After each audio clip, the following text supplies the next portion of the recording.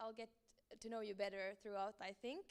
And let's get this started with Amanda Pasanen.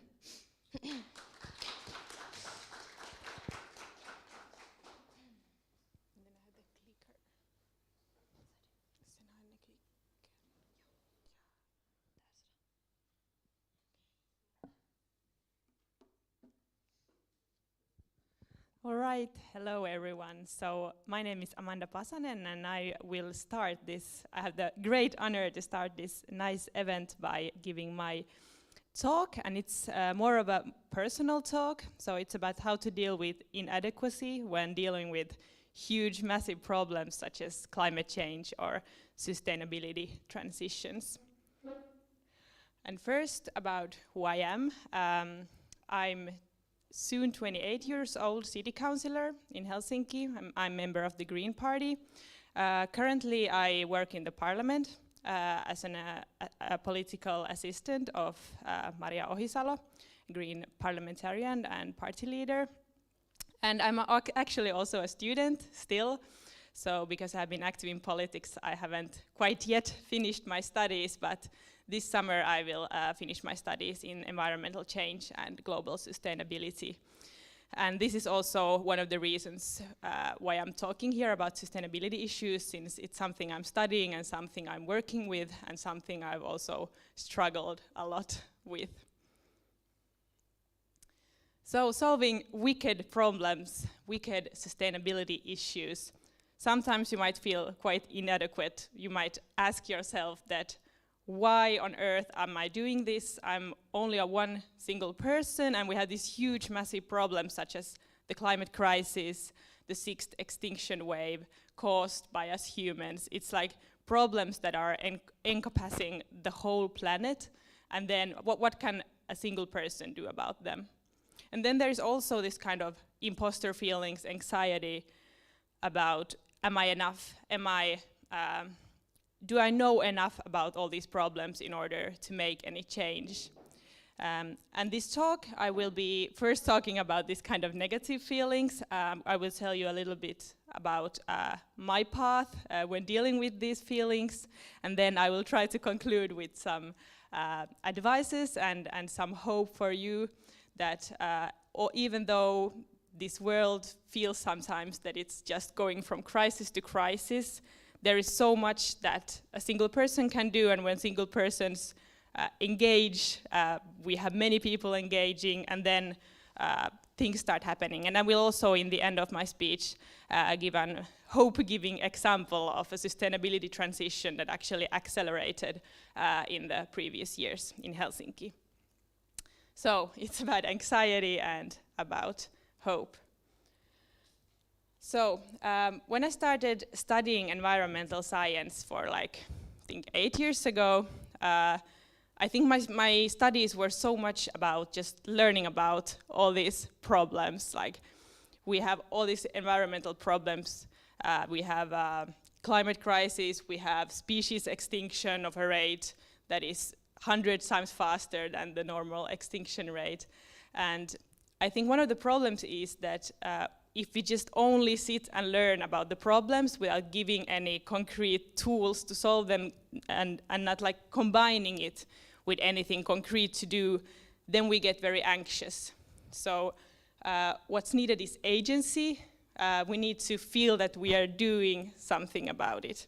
And that's why when I was studying, I felt super anxious about things, and then I activated myself in organizations. I tried NGOs, I was in Friends of Earth, I tried the student union politics. In the student union we have this committee for development cooperation. I was on this kind of development cooperation trips in the global south. And then finally I ended up in party politics, which was something I never thought I would do, because I never felt quite interested in party politics. I never thought that I would like to be a politician, but then it just happened. I candidated in the municipal elections in 2017 in Helsinki, and after that I have been quite much involved with very concrete problems regarding environmental issues in Helsinki and also in Finland. But when I got elected to the city council, I was, you know, this young environmental student. I was full of this energy, like, okay, actually first I got elected as a vice member, but still I was like, I got so much power, people are trusting in me, now I should solve all these problems that I have been studying. So now I'm in the city council, let's do it. But of course, things are not that simple. The problems are huge. And before you can change the world, you have to understand how the world functions. And so it took me quite many years even to understand how the city of Helsinki as an organization functions. And after that, I could start only like influencing things. I don't know if any one of you have had this imposter syndrome feelings, like these kind of feelings that you have somehow like fooled everyone around you to think that you're actually better and smarter than you actually are, and then you're super afraid that you say something stupid, and then everyone will realize that, oh, actually you're not that brilliant after all. And I think it's really common for people in our age, for young people. I have written even a book about it with 3 of my friends, and in the book we also talk about these power structures. So I think partly the imposter syndrome is about an unequal society where, for example, we are not used to see female leaders or people belonging to certain minorities taking certain societal positions. But also everyone can feel imposter feelings, and there are also ways to get rid of them. Yeah, it's also about breaking through power structures. There are many ways to deal with your imposter feelings. I think one of the biggest or most important thing is actually peer support. I mean, if you feel inadequate, if you feel that you're not enough, please talk about it with your friends. That's what I did.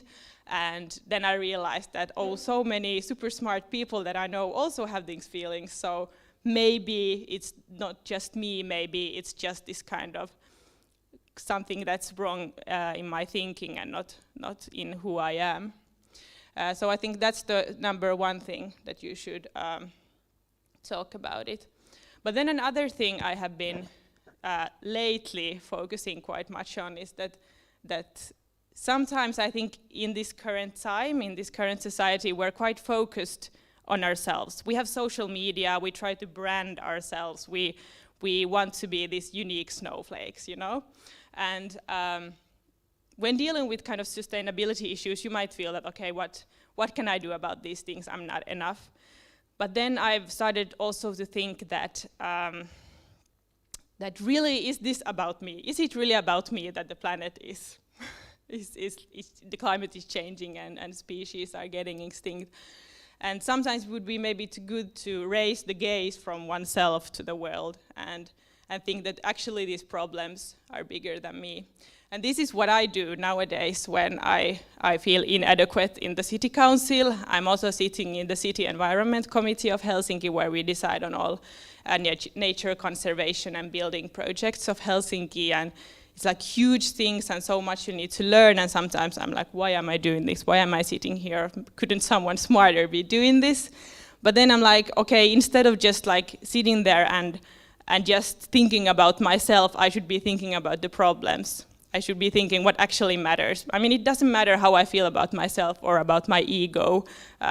What matters is that I'm at least trying to do something about these problems. And I think that is also one way to get rid of your imposter feelings, or at least try to push them aside. And I think imposter feelings are also like, sometimes you have them and then they are pushed aside and then they come back. So it's also to learn how to cope with them and how to live with them. But now moving on to the hope-giving part, I think quite often when we talk about change and how to solve sustainability issues, we had this kind of question. So is it the should the private firms solve it, or is it the public sector, or is it the individual, or is it a more bigger societal structures, or is it the politicians who should solve it, or so on? And we're like asking that whose responsibility is it? But actually, change is so much more complicated and complex. It's so many things adding up, and you never know actually what will be like the last tiny thing adding up that will cross the threshold, that will be the last thing in the big mass to cause the bigger change. So in sustainability sciences, we talk about passing thresholds or tipping points. So that's why I think everyone needs to find their own way of being active and influencing things. You can be an activist, you can go block the streets, you can be a politician, you can work for the public sector or in the private sector, making companies greener or whatever. I think the most important thing is just to do something, and when everything adds up, suddenly changes happen. And this is the case, but I'm actually also studying in my master's thesis, the coal phase out of Helsinki, which I think is a quite good example of when a sustainability transition actually just accelerates and happens very fast. So only 4 years ago, in 2018, the municipally owned energy company, Helen, Helsingin Energia, was thinking to burn, or was supposed to burn coal even in the 2030s. And right then, it's like 10 years before. So what happened? How did this happen? And in 2018, even all like Yle and Helsingin Sanomat and all the media was writing about that it's an impossible task for Helsinki to quit coal burning in the energy production, and now it's happening.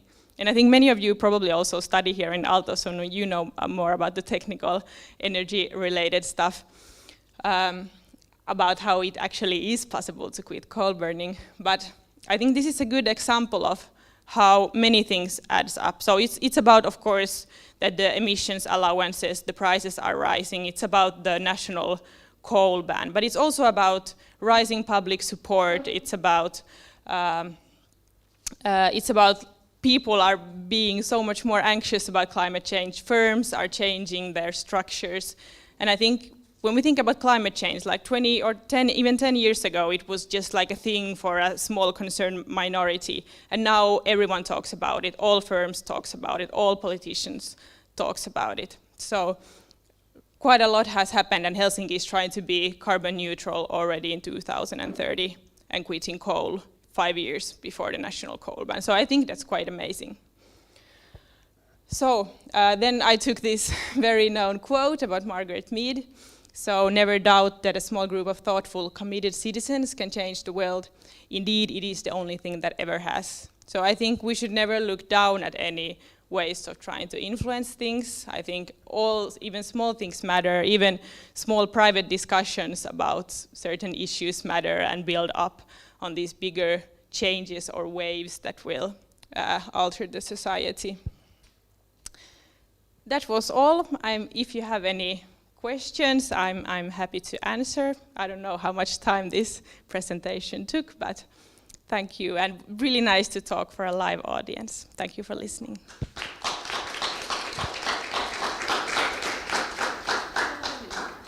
Oh. If there are any questions, just raise a hand.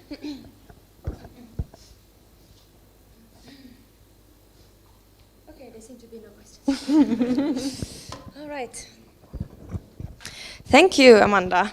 So now we have 10 minutes, or even 15 minutes, until Stephanie's talk, so you have time to go and get more coffee, or maybe figure out where the Baltic Sea room is and what that means, and then we'll be back here at 11:30. Yes?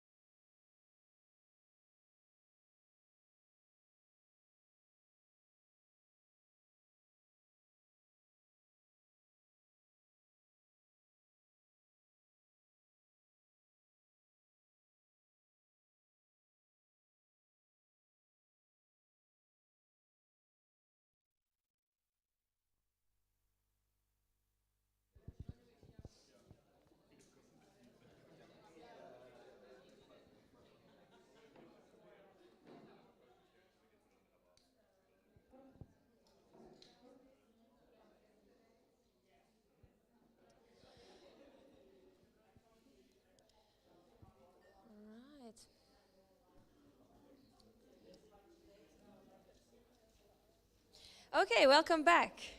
It's time for our second talk of the day. Stephanie Mason will talk about planetary health. Give her a applause.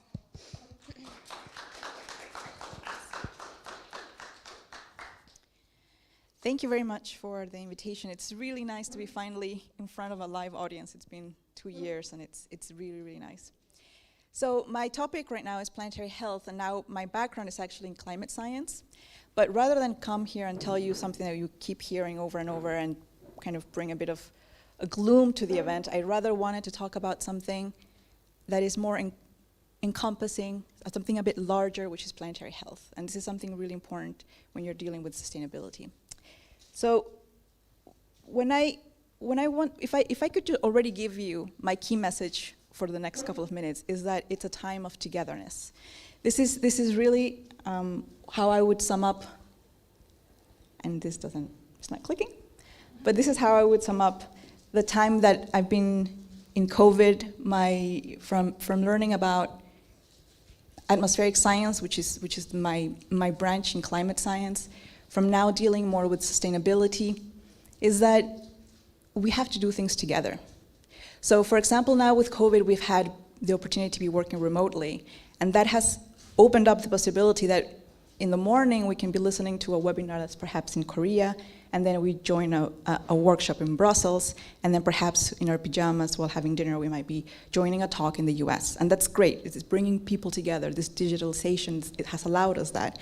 But at the same time, what we have also felt is that because we have been forced to stay apart due to COVID, we now also seek and yearn to be together. And that's something really important and powerful when we think about how are we going to deal with the challenges that we're seeing. Because on the one hand, we have a lot of data, for example, and a lot of services that are now online, and I think this is one of your challenges, which is the art kiosk one, I think. And for example, when we think about the wealth of data that we have, and the smart solutions that we can use them in, well, basically, we can have all the services available in our phones, right? So we can control most of our lives in our phones. And again, it's about getting things together, connecting people. But on the other hand, global challenges like the climate crisis, like biodiversity loss that Amanda has also alluded to, air quality, all of these issues are also coming down on us right now. We're feeling the effects right now together. And in order to deal with them, because they're so massive and they're so encompassing so many different fields, we have to work together. So again, this really is a time of togetherness. And this is why I wanted to talk about planetary health, which is basically telling us that if we want humanity, our human systems to be thriving and to be healthy, we need to be aware that we cannot be okay without our environment being okay first, because we don't live outside of it. We are part of it, and we need it, and we need it. We're in a symbiosis with it. So again, it's really about working together. So now planetary health was a concept that was revived or brought to mainstream in 2015 in a paper published by The Lancet, which is a health journal. And it's been now really active with the COVID times. So the Rockefeller Foundation, together with the Lancet Commission, they published a paper on planetary health, saying that we really need to be able to deal with challenges in a holistic way. So not looking at climate change separately and biodiversity separately, but how can we address them together, because they work together, they're linked. But they also wrote down 3 challenges which they think that are something that we have been short of doing, or we have failed to do, that are really important when dealing with planetary health. And the first one is about being conscious of one another, of the world that we live in, of having empathy. So you probably will have a better speaker on this talking about history, but we know that the greenhouse gases that we have now that are causing the global warming that we see have not been produced the same by everyone around the world. There have been a privileged few of us, or others historically, that have led to the point where we are right now. And also the type of consumerism that we have has also benefited and enriched and developed the lives of some of us, while the consequences are being felt and will continue to be felt around the world in places that have not contributed so much to it. And this we're trying to deal with climate justice. So that's one of the challenges that they mention. And I would say, as a researcher myself in natural sciences, even as an expert in one field, I think we have also failed to, we're working on it, on how to work so that when I see a climate model or the color gradient of how one number is moving towards another in one region and temperature is increasing, it's not just a number, but it actually means that this is a hometown of someone. And we sometimes forget that behind these numbers there's people. So again, about being aware of each other is.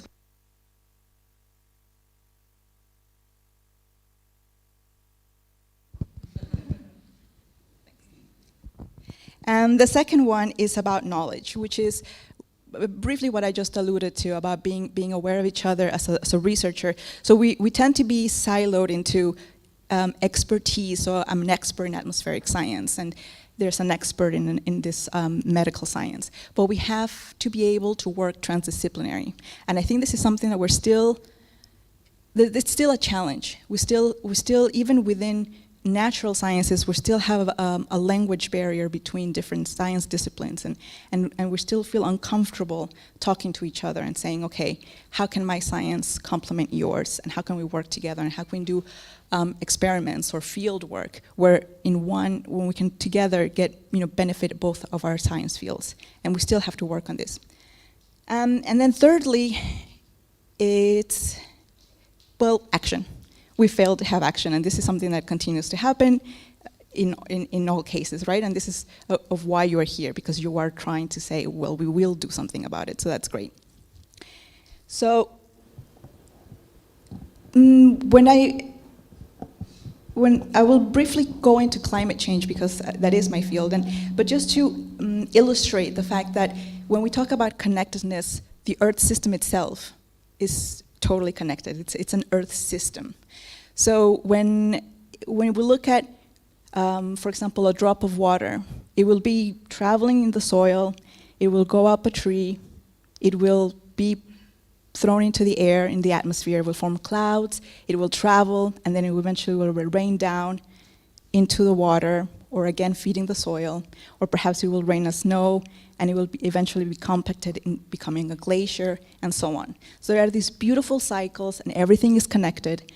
One drop of water will eventually travel around the world. It's going to go to the Arctic, it's going to go to the tropics, and going to go to the south, up in the surface, down to the depths of the ocean. So there is this beautiful connectedness of Earth, which is a double-edged sword, because what that means is that if we do something negative to one aspect of Earth, there's bound to be a negative consequence for more. So very much like a domino effect, if you click on something or if you push something, it's going to start pushing other things as well. And can we be surprised then that we are right now in a situation that we are with this climate crisis where it really has impacts that are scary, that are really going to affect all of us in some way or another? We have been acting and developing, we didn't, well, this was known, the greenhouse effect was known well during the Industrial Revolution. But we have been pushing this system thinking that we can exploit it for our development without any consequences, which clearly it's not the case. So from this Planetary Health report, this is the only graph I'll show you, I promise. You can see that we were in the Industrial Revolution, and suddenly we have access to the steam engine, and we have access to mass production, and we have mass consumption. We have also development in medicine. So we're suddenly having very healthy, long-living humans that are producing, that are growing. You can see in the first A1, population starts to increase. Carbon dioxide emissions below, they're just increasing. Energy use, poverty starts decreasing because we have more advanced communities. Biodiversity goes down, water use, we're just taking advantage of everything that's around us. So when we look at what are the impacts of climate change, we know about, we have been hearing a lot in the news about floods, and about droughts, and about fires, and all of these are, with high confidence, exacerbated and more probable because of climate change. So what that means is that there's one science communicator, she's also an atmospheric scientist from Canada, Catherine Hayhoe. She's a great science communicator. I recommend her if you want to know more about climate change. But she has a really nice example of when we think about what are the events that are happening with climate change, how likely are they? And she says, well, if you had two dice and you're throwing them, suddenly you're getting double sixes, and you're getting them more than it should be probable, because now there's more sixes around the one single die. So you're getting more double sixes, and suddenly you might even get a 7. But there's no 7s in a die. Well, that's the problem with climate change, that we're not only going to see things that were rare before become more common, but suddenly we might even see something that we are not even sure how it got there. And that's one of the tricky things about climate change, is that because the Earth system is so connected, we're not even sure how it might respond at some point, or how one thing might push something else into exacerbating this problem. So with climate change, there's three keywords that I'd like to leave you with.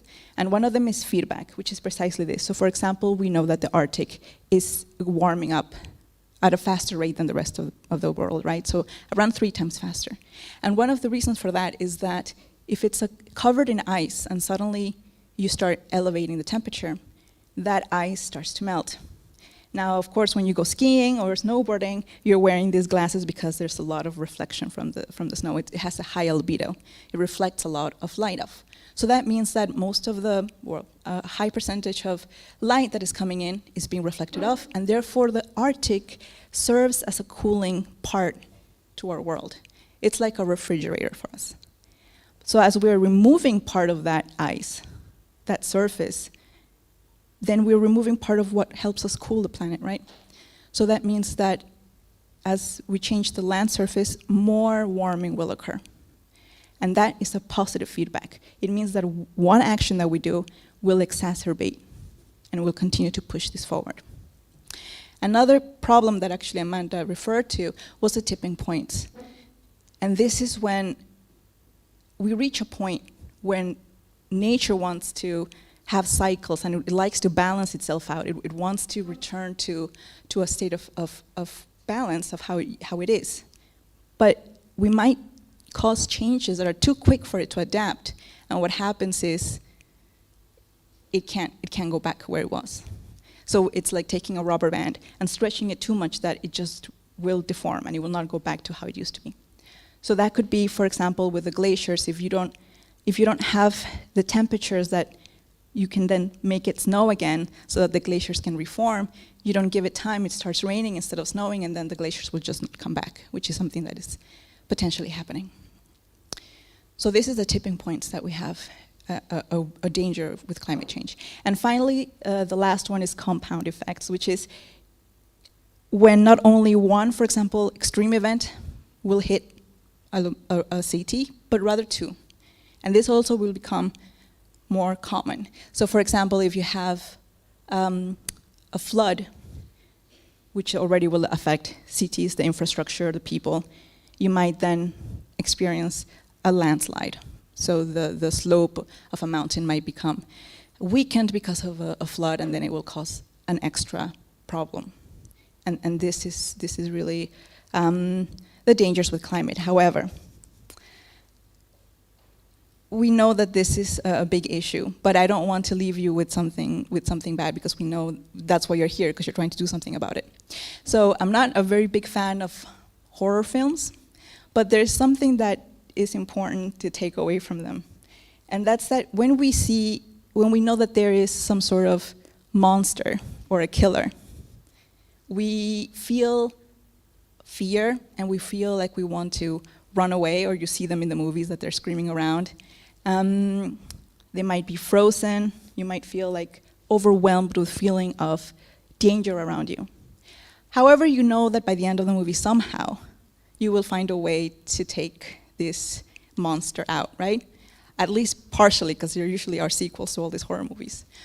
But what that tells us is that once you know how to tackle this monster or this threat, then you feel a bit more empowered to do something about it. So the threat will still be there. it'll still be dangerous, but now you know what you can do about it. And that makes you feel that you can act. And not only for yourself, but that means that maybe you'll be the one that saves your friends in the cabin in the middle of the woods, right? So there's a community that you're also working for. And this is really important.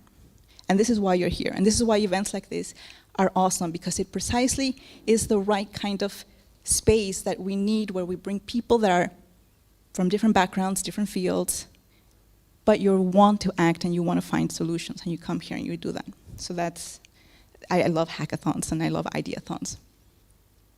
So if we talk about, we've mentioned droughts and floods and so on. So more about solutions. If we think about the food production system, that is one of the things that are quite a pressing topic for us, but it's also an opportunity for us to deal with, for example, greenhouse gases. So we have a very, I mean, really the things that we do, we have around 1 billion people that are undernourished. But at the same time, we have around 2 billion people that are overweight. And then we waste around 30% of the food we produce. It's crazy. I mean, it doesn't make sense, right? And a lot of that food that gets wasted in some countries that are less developed, it gets wasted unwillingly. It's not planned. Things like poor refrigeration and then the transport, they don't have right infrastructure for the food to reach the plate. However, in the West, including Europe, that third of food that gets wasted, it's actually us at home. We are just buying too much, and then we throw it away. Or it doesn't look so nice anymore, and then we throw it away. And it's crazy, because we're also thinking that, okay, by 2050, we'll have around 10 billion people. So we'll have a lot more mouths to feed, and how are we going to not pressure our food production systems? But then we're also wasting so much. So here's a way to think about planetary health, and it's how do we deal with the way we're producing food and how we're consuming food? Because if we waste food, if we throw it away into the garbage, that means we throw away not only that piece of food, but it means that that land surface that was used to raise that cow or to produce that cereal, and then the transport and the fossil fuel that was used to transport it to the farm or to the supermarket and then to your house was also wasted. The energy, the water that went into producing it, into producing the package, all of that was wasted, right? Plus the greenhouse emissions that come from food waste. So if we can just tackle how we're eating, we're going to be tackling so much more. We're going to be dealing with food security of so many people that are not having access to food. We're going to be dealing with greenhouse gas emissions, waste, well-being. If we start producing locally, for example, again, it's about enhancing our community spirit, our cities, that they become more self-sufficient. So in a case that we have seen, for example, when COVID happened, there were some, I remember at my dog food, there was a problem with it at first because somehow I couldn't get it from UK. There was some issue about transportation at the beginning. It was disrupted. So if we start being able to be more resourceful locally, that is also good for our communities. So if you can see that how climate and well-being of society, biodiversity, all of that can be tackled within one stone in a way. With when you throw one stone, you can tackle so many topics. And this is what planetary health is all about. And it's about, again, how do we do this together? And it's about co-benefits. And then it becomes more efficient as well to deal with all this. And yes, it's possible, we just have to do it, right? And it's the same if we talk about urban places becoming greener, so smart cities. Neutral, carbon neutral or climate neutral smart cities like Helsinki. Helsinki is one of them. It's a great example. Kalasatama. All of these that are trying to find initiatives. So how do we deal with food, with waste disposal in general? How do we make buildings be more efficient? Because again, buildings are one sector that are producing a lot of greenhouse. So how do we make it so that we don't waste so much energy being lost through poor ventilation or like leaking from windows, or make them smart sensors so that we don't use more energy than we need to, and all of these technologies that will allow us to live comfortable, but also take care of our planet, and that's really important. And like I mentioned, this type of event is exactly what you need. Because, for example, if you were to build a smart city, you need a designer, you need an architect, you need urban planners, you need scientists, you need technicians, you need computer science, you need citizens, right? So it is spaces like this where you come together and you build the type of future that you want. It's like a sandbox where you come and play and you say, what solutions can we do? So I will just leave this here with you, and it's a wall that I went to an urban artist and a couple of my colleagues, and I was like, let's take science to the streets. So we painted this. It's in Helsinki. It's near Linnanmäki. It's a climate wall because I just wanted to make sure that non-scientists know that science is here for you. So if you need things like climate data, climate knowledge, then scientists should be there to provide that to you. So it should be part of the tools that you have so that you can come up with innovations or solutions or creations that require knowledge-based solutions or science-based information. So that's that. And I'll just leave you with a quote that said, the best way to predict the future is to create it. And of course, events like this are exactly for you to take that opportunity. And I just invite you to consider empathy, but also accountability, and finally a strong willpower to create it, because after all, the future is yours. Thank you very much.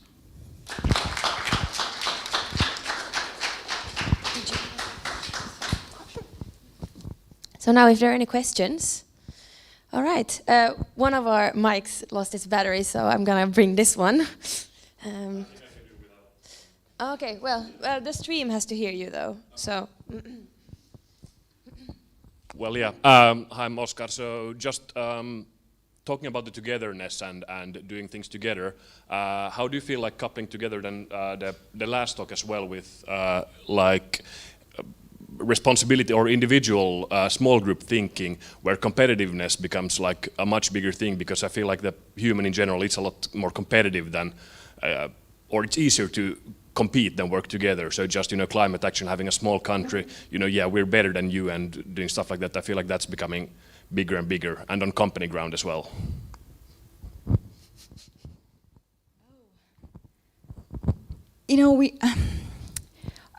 On the one hand, I think if we have a lot of competition, it also means that you have a lot of motivated people to bring up solutions, whichever they may be. And I think, personally, I would be excited to say, what did you come up with? How can I either complement that or make that better? But that's pushing us towards a common good goal. And I think, why not, Yeah, I mean, because we need to deal with so many solutions. We still, how do we sequester carbon? How do we remove carbon? How do we improve ways of eating? Like, for example, the idea of having now meat that's not meat, for example. And there's not just one company, but multiple. So why not? There's space for everyone, because we need all the solutions possible, and at all scales. So. Yep. Running around. First of all, thank you for your talk. I was wondering about also the togetherness, and then specifically your view as a researcher, because I feel as practitioners it's often easier to find this multidisciplinary team, or at least to kind of work together to do some action-based projects. But as a researcher, more science-focused, I was wondering if you have any own experiences, but as you said, how scientists can work together, or scientists. If you have any of your own experiences in this togetherness and what you've learned from it. Thanks. I think during the COVID, we're aerosol scientists, so we're looking at particles in the air. And during COVID, of course, you could think that's a health-related issue, but what some of my colleagues were also looking at was, how do particles like air pollution, how does that affect COVID? Does the viral load get bigger? Does the predisposition to be affected, like asthma or other types of pulmonary disease because of air pollution, make COVID worse for you? And that's when you see that you have to work interdisciplinary or transdisciplinary out of necessity. Personally, I find it really exciting, but I do understand that it really does require a certain type of mindset in a way that you don't see the details, but rather the bigger picture. And I think it's okay that some of my colleagues will focus and be very specific in their topic, but that there may be some of us that are more bridging between different fields. And I think the key is to have all kinds of researchers in one group, so not just one style, but all of them, because we need basic research, but we also need transdisciplinary research. And another thing is, we're also part of doing campaigns about air quality and so on around the world. And what that does is, well, for example, we had an Arctic campaign that was called the Mosaic, which is the biggest Arctic campaign in history. It happened in 2019, 2020. So 1,000 researchers were stranded in the Arctic, and the ship was stuck in the ice, and they traveled, and they were doing all kinds of monitoring from the sea to the atmosphere and so on to try to understand changes in the Arctic. And that meant having biologists and having physicists and having journalists and all in the same boat. And because it's also not only time consuming but also resource consuming, it's really important that we learn to work together so that we can become efficient at doing science, so that in one campaign, as many of researchers can use that time and space to get some research done and not have to each one do it multiple times. I mean, each one doing individually, because it's a waste of resources. So it's beneficial, and we also, it's really, I find it so enriching when I see the context of my science in somebody else's, so the biology of it, for example, and not just the physics. So, but like I said, it's a characteristic or personality issue as well. So I think we need diversity in groups, and so they all learn how to work together or not. Yeah. Yes. Oh, sorry. Would you go first? Oh, sorry. No worries. Yeah, I was also thinking about the working together thing, and I was wondering if you have a way of raising motivation, because there's actually two things I'm observing. The one thing is that when I talk to people who are maybe not as, how do I say, ambitious as here, and who don't really know how to impact on climate change, they're mostly very depressed about it, and they like they think, yeah, well, we're doomed anyway. And the other thing is that you say we need to work together more, but Europe, especially Europe, is getting more and more polarized. And I think one of the big issues there is the internet and social media, and especially the algorithms which make us addicted to them. So I'm wondering if you were thinking about a way how we can raise those motivations, because it's, for example, very hard to make legal restrictions on those algorithms, because the companies are in different countries, and then it's also ethically hard to say to people, yeah, you should not watch this anymore. And so yeah, I was wondering, how can you do the work together and work motivated together? How can we raise that?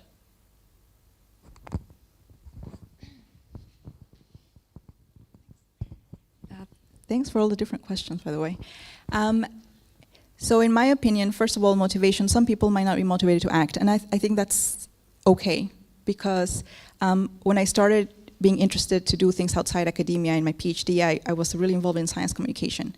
And what I also told my colleagues was, we don't all have to give public speaking events or write books or whatever. If you just want to talk to your family about it, that's enough. Or if you want to do an art gallery with pictures, that's also. So it's okay that everybody's comfortable with the actions that they feel they can do.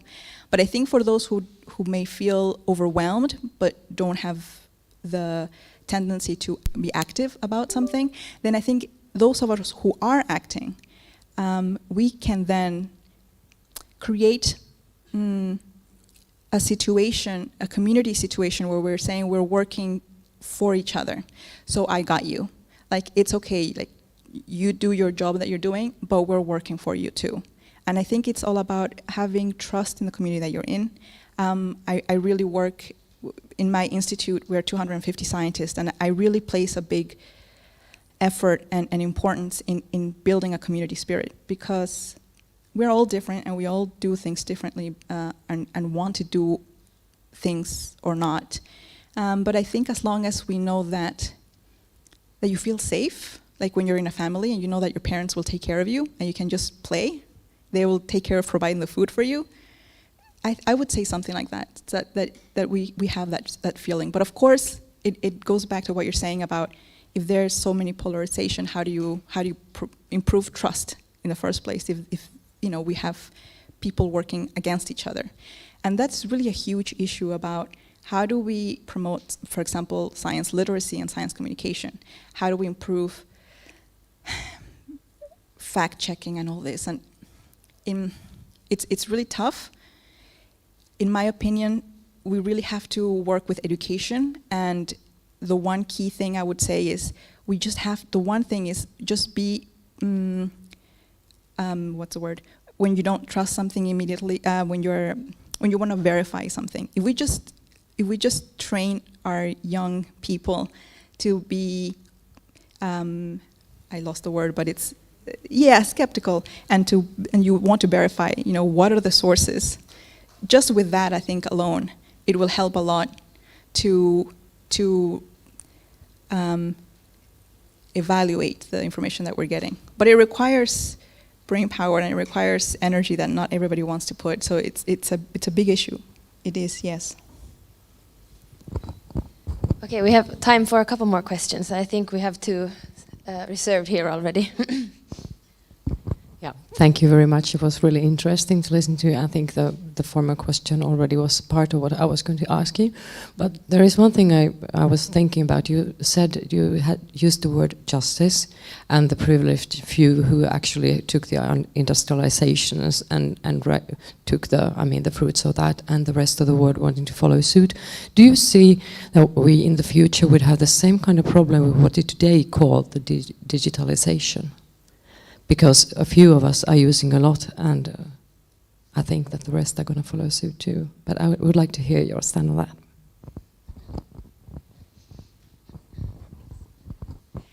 Oh yeah, for sure. That's an issue which was seen now in COVID when we were able to have education remotely, but not everybody has access to that, or that meant that if somebody was not going to school, it also meant they were lacking services that were public and they don't have at home, and this is also a big issue.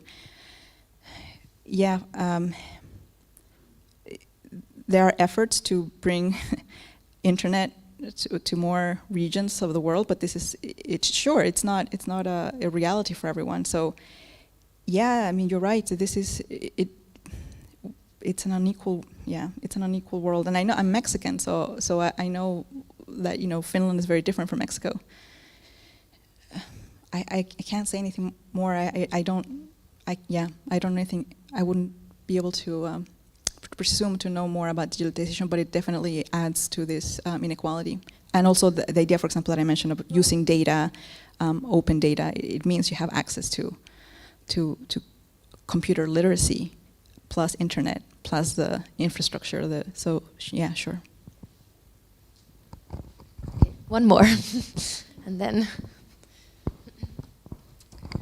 I'm Heidi Rosengren, and I'm a veterinarian, and I have one of the challenges here, and I have a background in animal contagious disease issues, and I found it very interesting this past years with the COVID, how much the society was, and the community was prepared to restrict their lives when the community is presented with a health issue like COVID. Can you see this happening with the climate change thing? And how, because the COVID thing felt really bad for a lot of people. It was a really hard time for young people and everything. Can you see this change being something that we can make into a positive thing?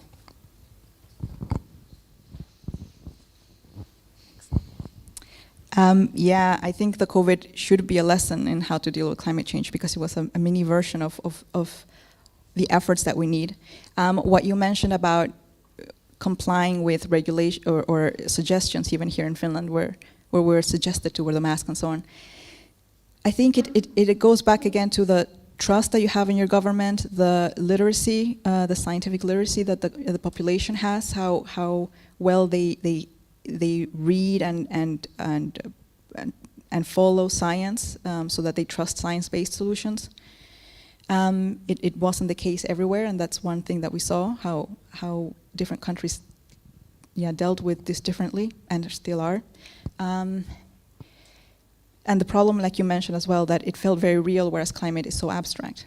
I was actually going to put another figure that was showing some graphs of how Europe specifically is being affected by climate change. I didn't want to make it so gloomy, but there are, I mean, we saw Germany being flooded, we're seeing heat waves in Europe, the Mediterranean is drying, so we are seeing effects, and they will become, unfortunately, real for everyone. Of course, Finland is very actually privileged. Even in climate change, it's not as bad as in many regions, including Europe. So, but this is again going back to the fact that we need more empathy, because even though it may not be happening directly to us, we have to somehow be connected to each other, so that we somehow know that our actions really have an impact on others. I'm not a psychologist. I'm not very. I can't say how we can work on that. But really, empathy is such an important ingredient that we need right now. And a good governance, so that we can trust that good science-based or knowledge-based solutions are being taken care of. And I think also having, for example, open data and having this public access to things that you know that you can verify yourself, or you can use that data yourself and so on, might promote more trust, which is what Europe is working on, and it's really a leader in that. Yeah, that's all I would have to say. Thank you, Stephanie. Another applause, I think. All right, so that was our two live speakers today, and since we went a bit over time, we'll start with the next talk already, and this is a pre-recorded talk by Victor Pal.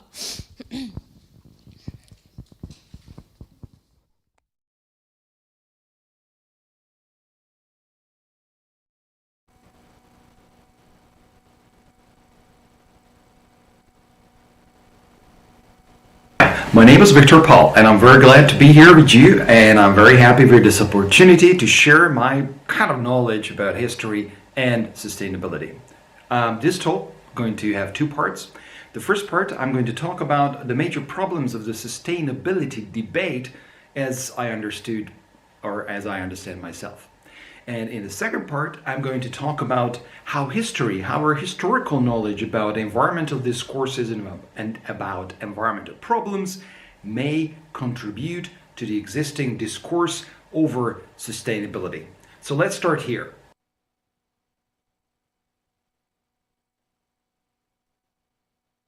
My major concern about the current discourse over sustainability, climate change, and the anthropogenic environmental crisis is that what I see is very similar to what I have seen in my historical research. What is that? Namely, today there is a lot of talk about new technologies. This is a kind of techno-optimism what I see in my research. What did the communists believe in? They believed in Cold War Eastern Europe that with the kind of magical technologies that they would be developing, they were able to solve their environmental problems. What did history teach us about these problems is that they were not able to solve these problems. And there is a number of stories like that. When you walk back in time, when you start walking back in time, first the Cold War, then the 19th century, when the world opens up and there is a lot of new markets and there's a lot of new environmental and ecological problems, and keep walking back in time, Middle Ages, ancient times, ancient Rome, deforestation in the Mediterranean, and so forth, then what you see is that two things just cannot exist at the same time when it comes to human civilizations. And these two things are economic development and conservation, when it comes to ecology. They do not match in human history. In fact, they are arch enemies. So those societies that have successfully pursued economic goals, the Roman Empire, the ancient Greeks, medieval European civilization, North America in the 19th century, and post-war global North, all these societies have destroyed very effectively and very impactfully their environment. Is there any exceptions? Let me think about that. No, there is no exceptions. All societies in human history that have pursued economic goals in a very successful manner have destroyed, leveled, executed their environment, and this is where we are today.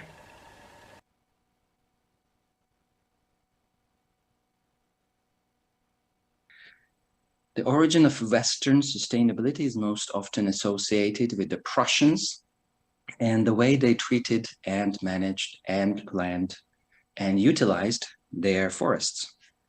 Generally, their understanding of sustainability was that they should be able to produce the same amount of timber from a particular area year after year, generation after generation. And this process was rather simplistic in a sense that it was very much focused on the economic output and the profit of that particular plot of land. And it was very much governed and inspired and helped by science and scientists and instigated and supported by the state. So in a way, the old sustainability of the Prussians 200 years ago, 250 years ago, was some sort of proto-example of the sustainability discourse we have today in a perhaps more simple form. That there is a cohort of very smart people who are scientists, who are experts, who are advising the state, the government's centric perspective. So that is the core of the old Prussian understanding of sustainability. It is about the environment. It is for the environment, but bottom line is it's for the humans and for their benefit. However, there has been discourse in the humanities and social sciences for some time that this kind of paternalistic perspective that has been associated with these states, and some environmental humanists argue that it's also a gender question because most of the actors, they had a particular gender. They might have been representing toxic masculinity, a particular perspective toward the environment in the past. Nevertheless, some humanities scholars have suggested that the environment doesn't need much of this regulation. In fact, we humans, we need this regulation.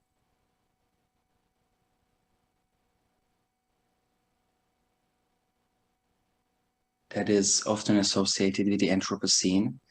That is often associated with the last 70 years. Where I think it's not only just the past 70 years, I think it is a longer period of time, perhaps the last 200, 220 years, that human activities have very much began to shape the environment. But if we go back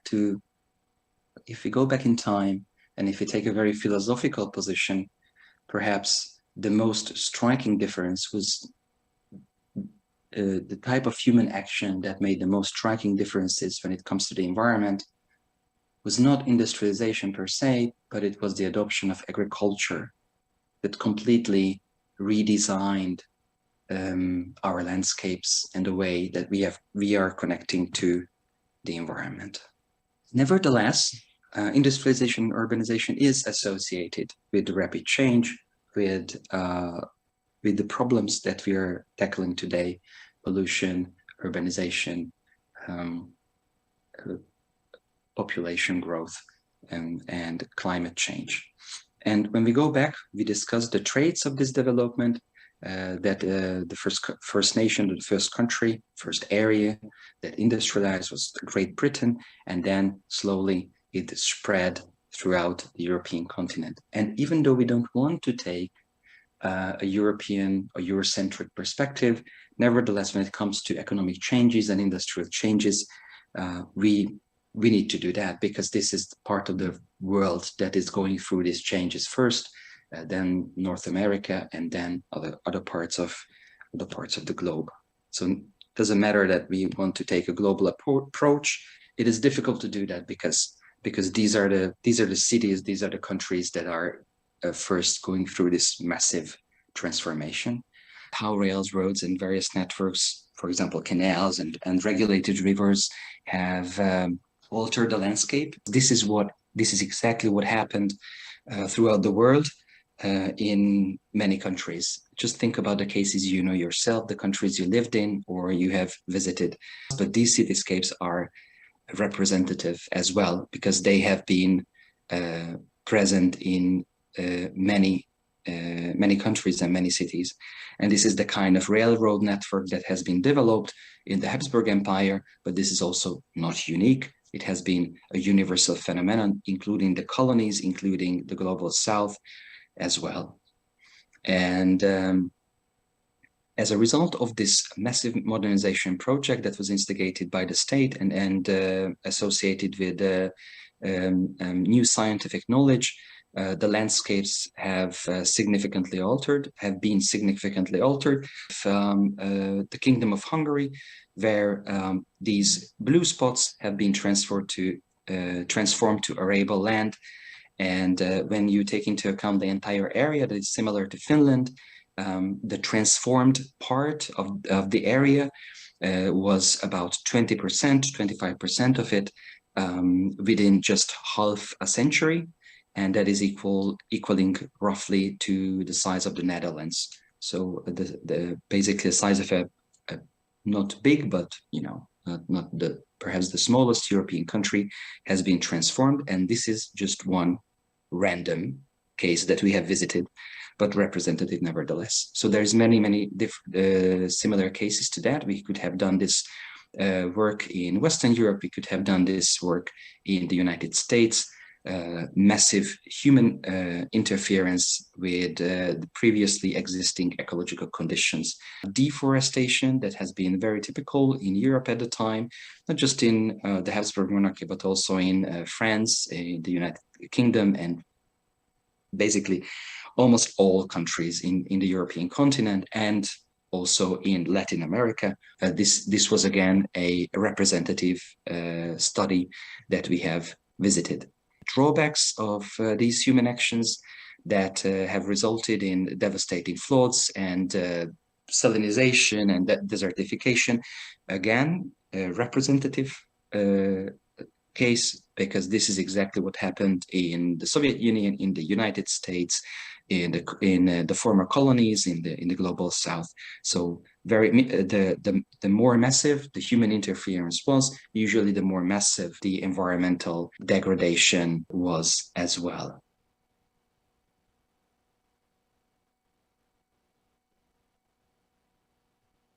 After the first emergence of sustainability in the 18th century, environmentalist ideas were taken up also in the 19th century as a reaction to the massive human interference via landscape engineering and industrial pollution and urbanization. And the third wave came after after the Second World War in the 60s, when Rachel Carson was active, for example. What we see is perhaps the widening population basis of the movement. There's more people joining the so-called environmentalist cause.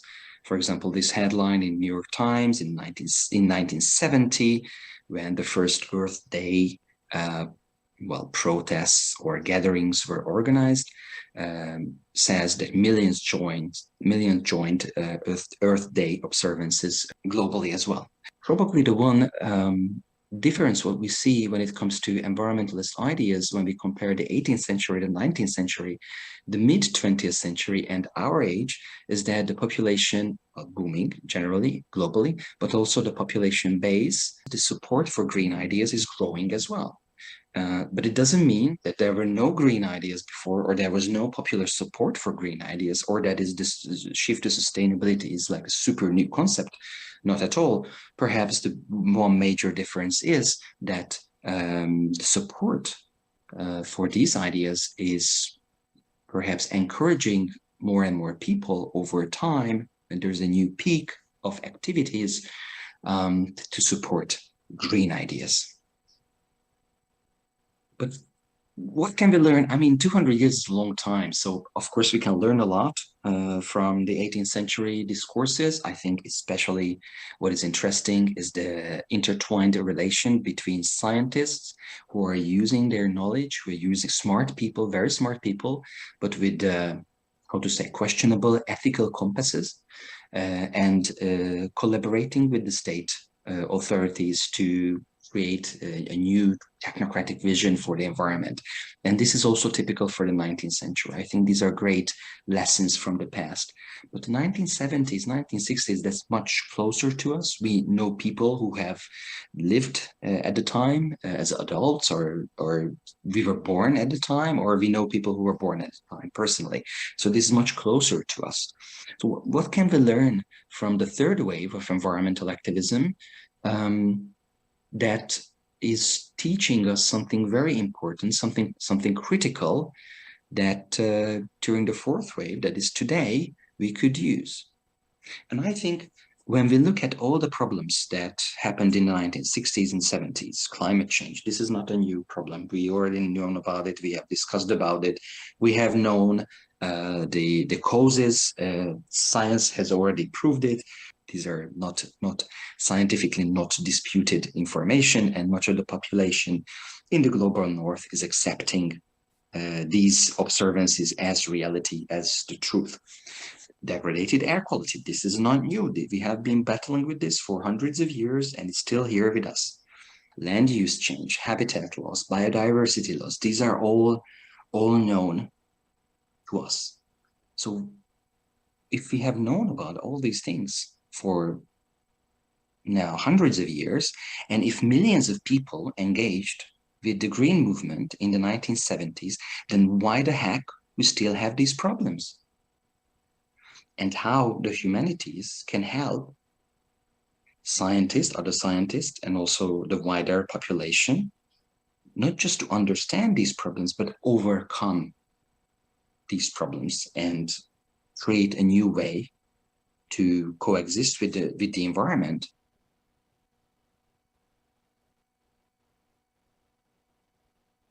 So is there hope? Unfortunately, history gives us very little hope.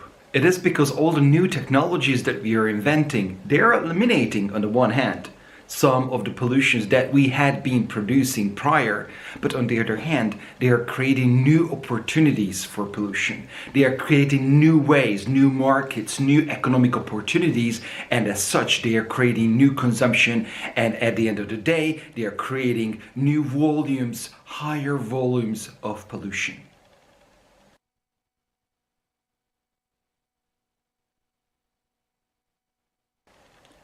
What can you do? Well, I don't want to fool you, but there is very little you can do, in fact. It is because we are all embedded in very complex infrastructures. The way your home is heated, the way you are transported, the way you live your life, the way you consume the grocery products that you are buying every day, the way you consume when you're having fun with your friends, the way you spend your free time. We are all relying on very complex infrastructures, and we have very little sway over them. We have very little opportunities to influence them as individuals. But on the other hand, there's also some possibilities and opportunities for you. I think a good first step would be when you would kick back and relax and think, what do you really need in life? And think, what are the things, what are the products, what are the objects that are really necessary in your life?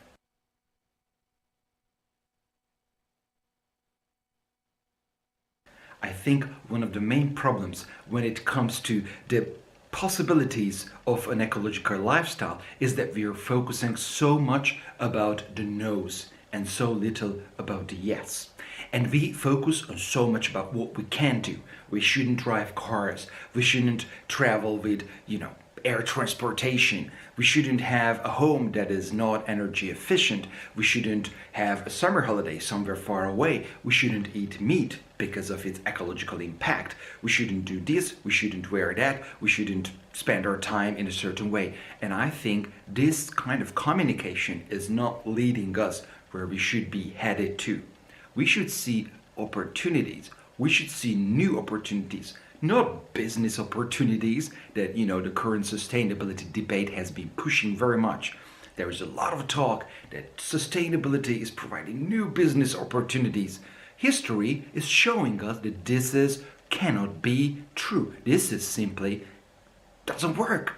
But new opportunities when it comes to sustainability is a new way to live your life. It's a new way to connect with the roots of humankind. It's a new way to actually go back to a place when most humans were more satisfied, happier, and lived a fuller life than today.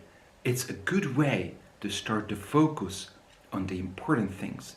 And history is teaching us exactly that sort of lesson. We could connect with the way humans have lived for hundreds of thousands of years. And we could start to disconnect from the ways that we have developed in the past 200 years. Our lifestyle that we are enjoying is completely new. From a historical perspective, it's abnormal. It's not normal.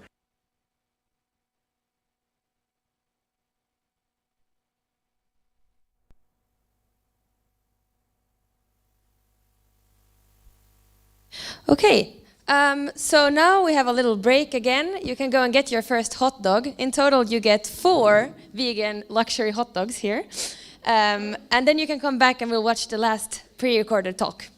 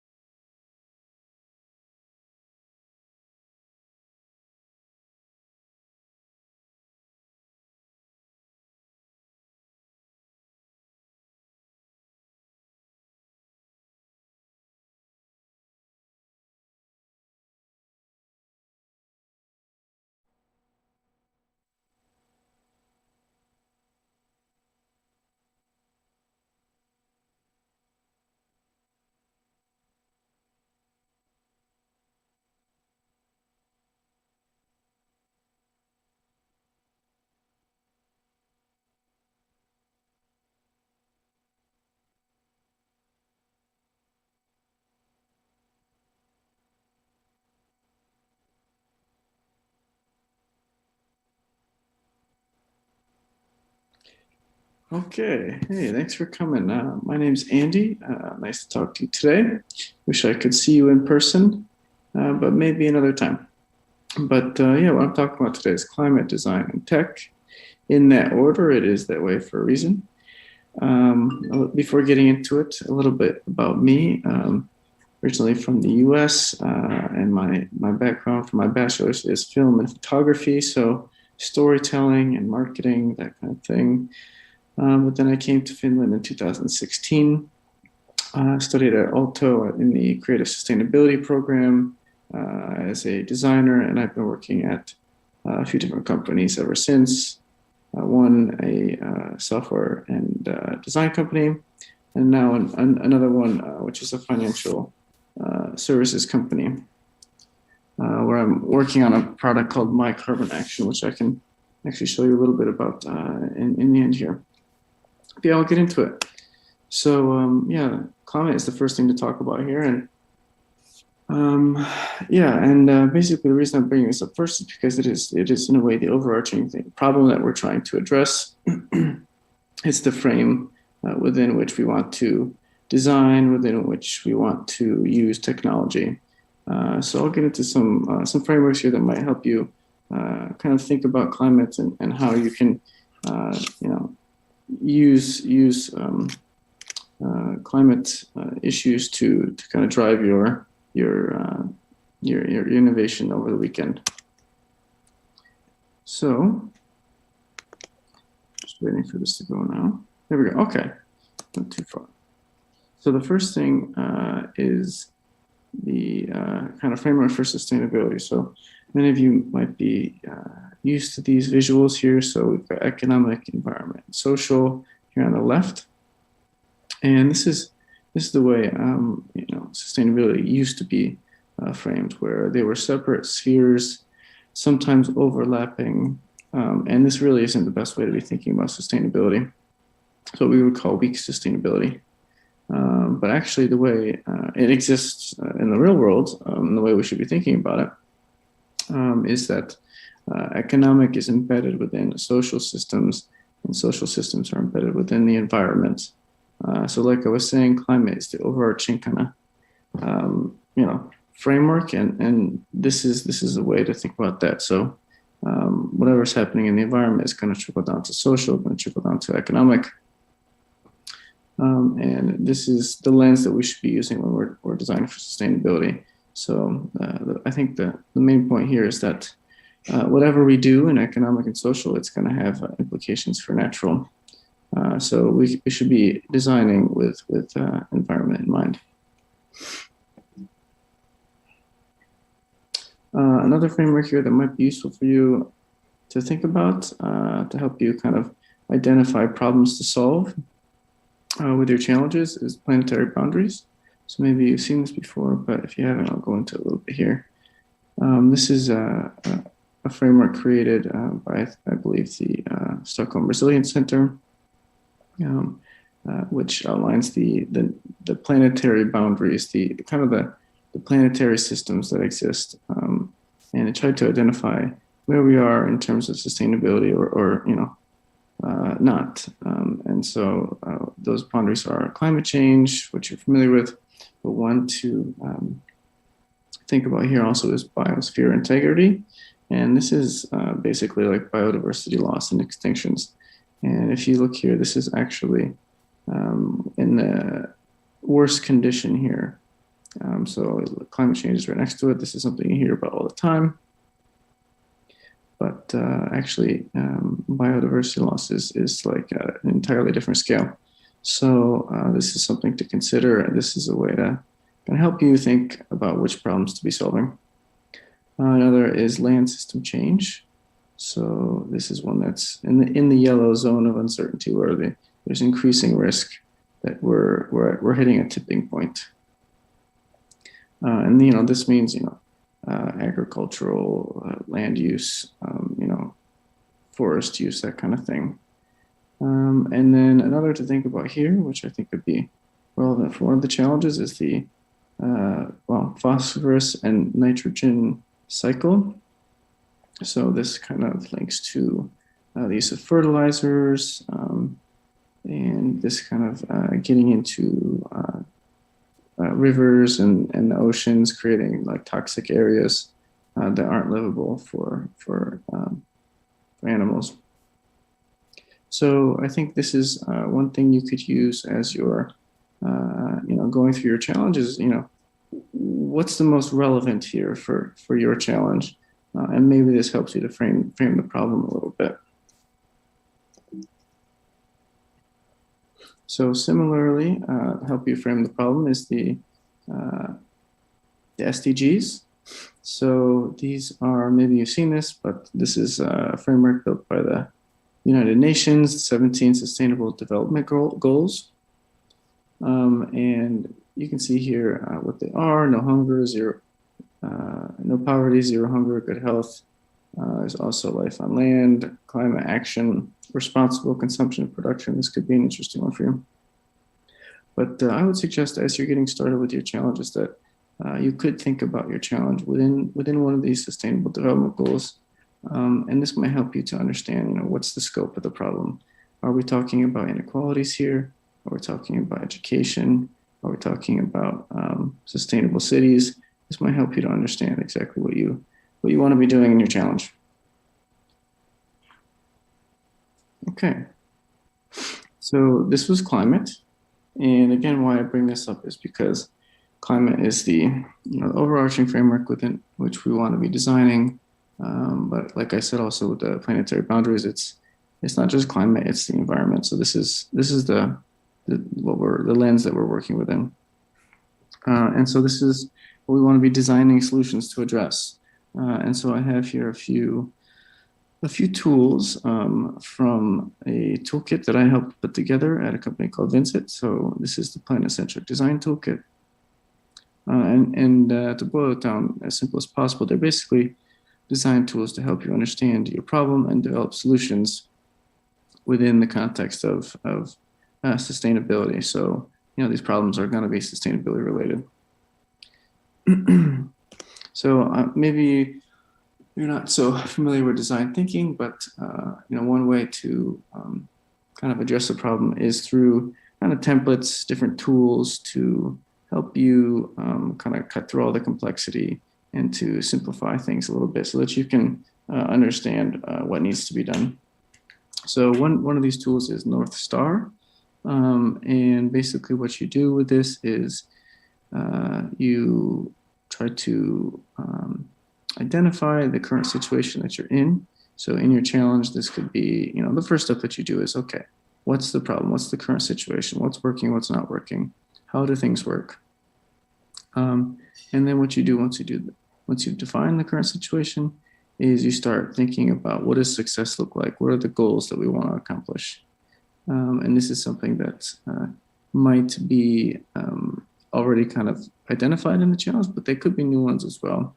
That could be interesting, and it could link to sustainability, the Sustainable Development Goals, or something like that. So you've got your current situation, you've got your goals, and then you think about, okay, what are the things that we have to do to meet those goals based on where we're currently at? And this can be the really creative part, brainstorming and ideating different concepts, or maybe they're not even, concepts, but maybe there are just some tasks that need to be done. And this can still be really, really important and can help you in your challenge. So this is one exercise that I would recommend that teams do to help get towards some tangible goals in your challenge. Okay, another one that could be interesting is called Behind the Scenes. And this is for mapping out your, let's say, supply chain. So you could be thinking about how a certain product or different kinds of products are going from manufacturing all through the different stages of manufacturing, and then transportation, how they gets to the service that you're working on or the company that you're working on. What happens within the company, how the products move within the company, what happens once the products go into the hands of a customer, what happens when they're actually used, and then what happens when they're disposed. And you can map this out using some sticky notes.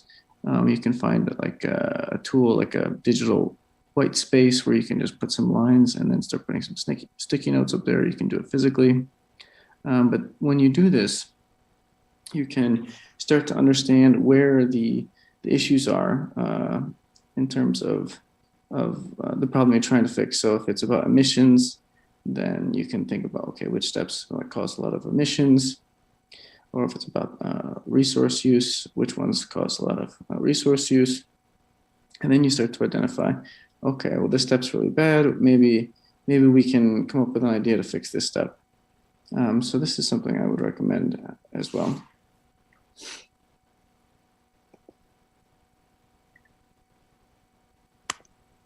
Oops. Yeah, okay, sorry, I keep skipping. Another one, this is similar, but a little bit different. So this is a Planet-Centric user journey. And this is similar in a way where you're mapping steps on kind of a timeline.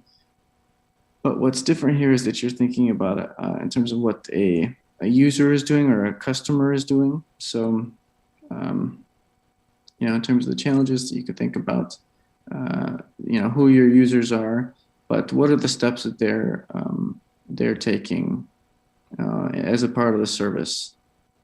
So what you kind of map these out, and then as you're doing that, you think about, okay, what are the planet positive things? What are the planet negative things? These could be in terms of emissions, they could be in terms of resource use, whatever the thing that you're solving for. You put it kind of on a gradient. So, if something is neutral, you can put it in the middle. That's fine too. And these are kind of the steps from the beginning to the end of the service. And like behind the scenes tool, the point here is to help you map things out and see what are the things that we could start addressing right now that maybe we didn't notice beforehand before we mapped this out. So this is another tool that could be useful for you. Okay, so I guess a few of these tools are about kind of mapping things out, understanding where you want to go, or what challenge you're trying to solve. But this tool is about the really creative part where you're ideating new concepts, new ideas. How might we solve the problem that we've identified? So this is called Planet-Centric Radiation, and it uses a common framing in design thinking called, how might we? So this is basically you would say, how might we solve X problem, or how might we solve this problem while being responsible, while thinking systemically, while being transparent. So what you would do here is when you have identified a problem that you'd like to solve or a value that you'd like to create, you say, how might we do that responsibly? How might we do that systemically? How might we do that transparently? So it's two steps here. You got to have a problem that you're trying to solve, a value proposition. Then you got to think about how can you do it using these three lenses here.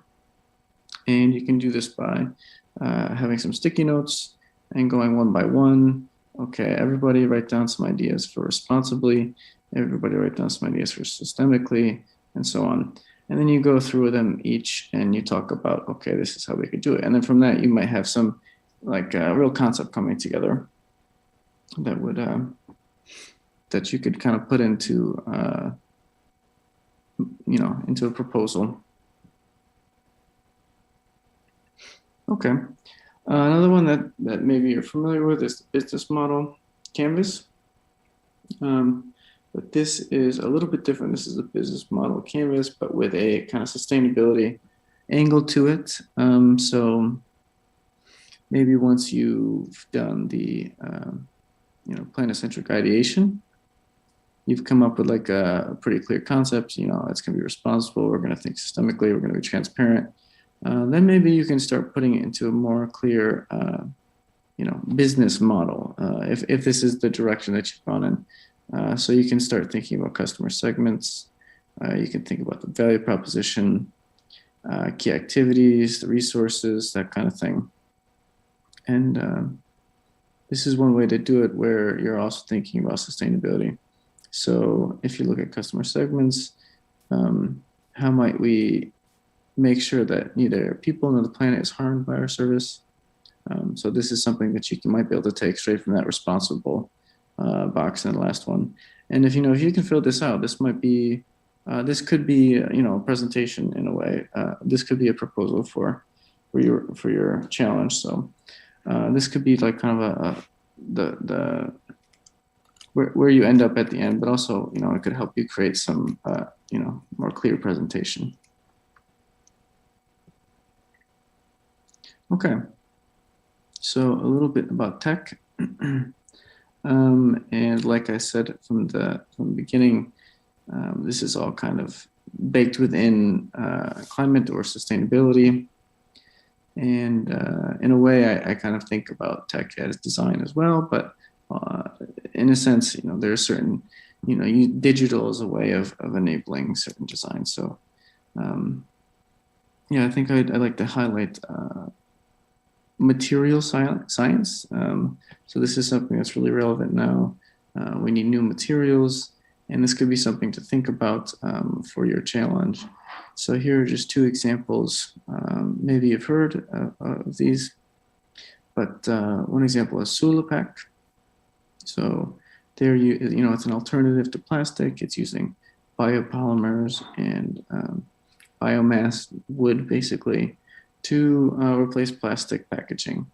And this is kind of on the cutting edge, but there are ways to minimize plastic materials in packaging or in products. That could be something to look into. Another is a company, Ecovative. So they are making, a lot of things actually out of mycelium. So this is like the roots of a mushroom, basically, and also with different fibers, hemp, wood pulp, that kind of thing. And so this could be used for packaging. It could be used for inside a building, that kind of thing. But this is something that you might be able to look into for your challenge. Could be useful, these sort of materials.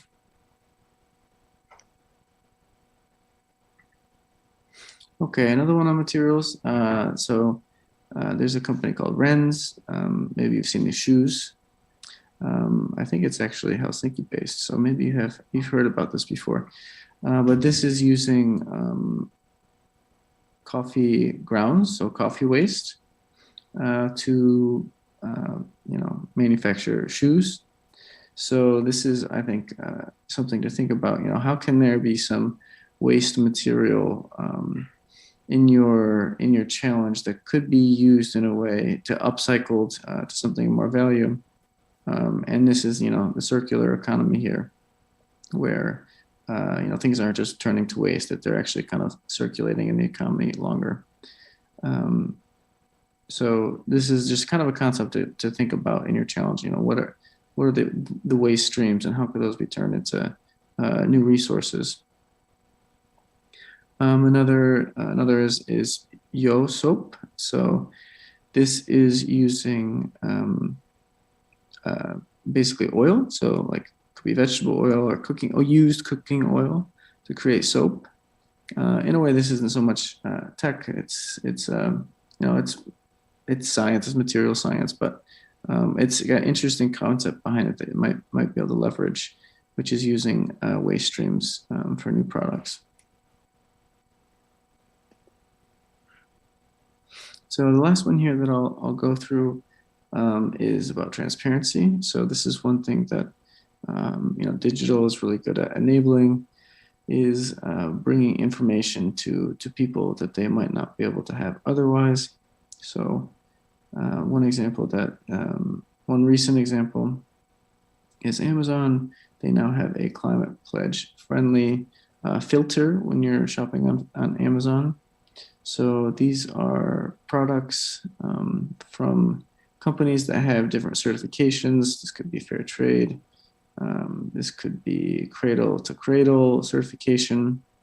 And what it does is it gives you, options to purchase things that have certain certifications around sustainability. And this is something that could be done at Amazon, but it could be done really in any retail scenario. So, and there are different ways of doing it. So this could be something to leverage in your challenge as well. One last here is actually something I'm working on now. This is called My Carbon Action at the company Enfuse. And this is a tool that enables people to see the CO2 emissions of everything that they purchase. So it breaks the CO2 emissions down into different categories like housing, nutrition, consumer goods, and then you can see per transaction what the emissions are, and then it gives you your monthly and annual carbon emissions. And this is a kind of thinking that you could bring into your challenge too, is how can we bring information to people that they might not have otherwise that'll help them make better choices. So this is something to think about when you're coming up with your solutions. And that's basically it for me.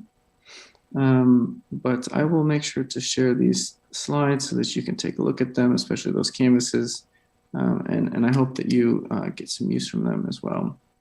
And thanks for your time. And if you'd like to send me a message, my email was in that first slide, so check that out. Happy to answer any questions that you might have. Thanks a lot.